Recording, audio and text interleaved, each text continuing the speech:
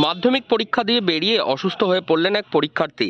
তড়িঘড়ি তার চিকিৎসার জন্য শেওড়াফুলি থানার পুলিশ তাকে নিয়ে আসে একটি বেসরকারি নার্সিংহোমে। সংহাইন অবস্থায় পরীক্ষার্থী ভর্তি রয়েছে নার্সিংহোমে। পরবর্তীতে অবস্থার অবনতি হলে তাকে স্থানান্তরিত করা হয় কলকাতা মেডিকেল কলেজে।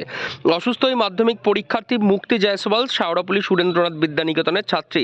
তার পরীক্ষার সিট পড়েছিল বৈদ্যবাটীর সুরেন্দ্রনাথ রায়ের বালিকা বিদ্যালয়ে। পরীক্ষার শেষে টোটোয় করে বাড়ি ফেরবার সময় হঠাৎই অজ্ঞান হয়ে পড়ে পরীক্ষার্থী। পরিবার সূত্রে জানা যায়, আগে থেকেই অসুস্থ ছিল এই ছাত্রী। আজ পরীক্ষা দিতে বেরিয়ে বাড়ি ফেরার পথে আবারও অসুস্থ হয়ে পড়ে সে। বিষয়টি নজরে আসে শেওড়াফুলি ফাঁড়ির ভারপ্রাপ্ত আধিকারিকের। দ্রুত তাকে পাঠানো হয় শেওড়াফুলির একটি বেসরকারি নার্সিংহোমে। সেখানে ওই ছাত্রীর প্রাথমিক চিকিৎসা শুরু হয় এবং পরবর্তীতে সেখানে তার অবস্থার অবনতি ঘটলে তাকে স্থানান্তরিত করা হয় কলকাতা মেডিকেল কলেজে। আচ্ছা, কখন বেরোলেন? আমরা অনেকক্ষণ ধরে টোটোতে বসছিলাম। ওর মা যেহেতু স্কুলে ছিল, তো আমাদের ওখান থেকে 2:45 সময় টোটো চলো, তো আমরা আসছিলাম। ওর কাঁধে মাথা রেখে ঘুমাচ্ছিল, তো আমরা ঘুমাচ্ছি। তারপরে ওকে যখন ওই গলাকলের ওখান থেকে আমরা উঠে এলাম, তখন ওকে ডাকছি, কিরে ওঠো। তখন উঠছে, তখন ওর মুখে জল টল দিলাম। তখন তাও সারা দিচ্ছে না। তখনই কাকুর টোটোটা থামিয়ে ওকে দেখলো যে কি হয়েছে না হয়েছে, তারপর কি নিয়ে আসা।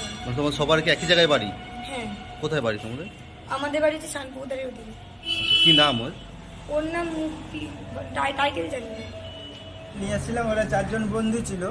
তো ওরা পেছনে বসে ওকে বললাম ভালো করে ধরে রাখি। আর ও কথা বলতে বলতে কখন হয়তো শুয়ে পড়েছে, বুঝতে পারেনি ওরা। আমি এখন বড় গলা বলে উঠতে যাওয়ার আগে দেখছি ওরকম মুখ দিয়ে লালা পড়ছে। তখন আমি এসে আমাদের পুলিশকে ফাঁড়িতে বললাম, ফাঁড়ি এখানে সিটি হসপিটালে বললাম। আচ্ছা, ওনারাও এসেছেন। আচ্ছা, বলছি যে বাড়ি কোথায় কিছু জানা গেছে? ওনার বাড়ি আমাদের চারা বাগান বড় বাড়ির ধারে। আচ্ছা, মানে অসুস্থ ছিল যখন আপনার টোটো ছিল তখন ঠিক ছিল? হ্যাঁ হ্যাঁ, তখন ঠিক ছিল। কথা বললো আমার সঙ্গে। আমি আবার জিজ্ঞেস করলাম পরীক্ষা ভালো হয়েছে, আমাকে বললো লিখেছি সব, 8 নম্বরের কোশ্চেনটা আমি লিখতে পারিনি।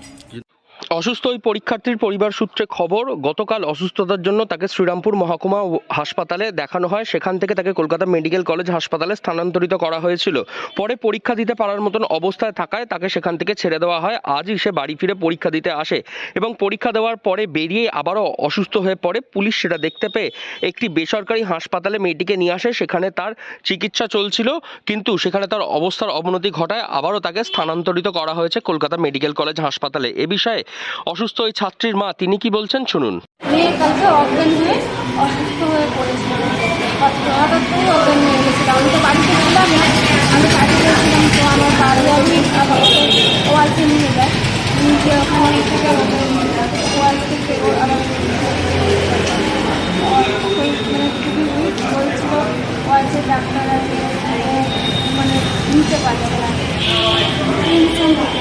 আজকে কি হয়েছিল? আজকেও পরীক্ষা দিয়ে বেরিয়েছে, বেরিয়ে কান্নাকাটি করেছিল। অনেক কিছু করছেন, বড় করছেন, লিখতে পারেনি, হাতে চ্যানেলটা করা আছে বলে সেই জন্য কান্নাকাটি করছিল। আর ওকে টোটোতে তুলে দিয়েছিলাম আমি নিয়ে আসার জন্য। আমি ওই টোটোতে আসতে পারিনি, পরে টোটোতে আমি আসছিলাম। তো এসেও অসুস্থ হয়ে পড়ে। এখন কেমন আছে? এখন সেন্স নেই। কারা নিয়ে আসে এখানে?